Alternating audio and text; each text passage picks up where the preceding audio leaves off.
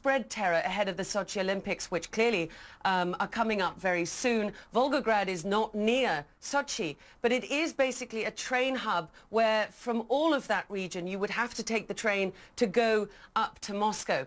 And we know that a lot of these so-called black widows, the female suicide bombers, have tried in the past to reach Moscow and to commit attacks here. In this case, as you said, apparently a metal detector was in place, possibly part of broader security efforts in the region, and therefore the suicide bomber, if it was one, detonated herself before she reached the metal detector, knowing that she could go no further, Victor.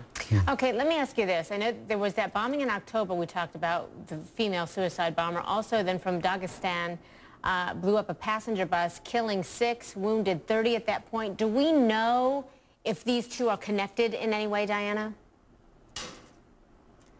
Again, we don't. No one claimed responsibility for that attack, and no one has claimed responsibility yet for this attack. That said, the most wanted man in Russia, who basically heads the Chechen militant groups, has said that he wanted to commit as many attacks as possible ahead of Sochi. So, you know, this can be seen within that context. Well, you said that this happened midday at this train station. What do we know about the crowd that would be there at this time of the day, and how heavily this station is used? This is a really busy rail hub. About 3,500 people use it every day. As I said, it's basically a hub for all trains up to Moscow. So midday on a Sunday, you can imagine how busy it was.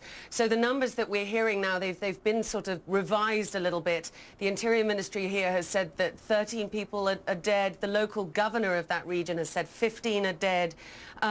So the numbers are changing a bit, but we have also scores and scores of people injured, and the Russian president has ordered for emergency helicopters to fly down and bring those who are injured to hospitals here in Moscow.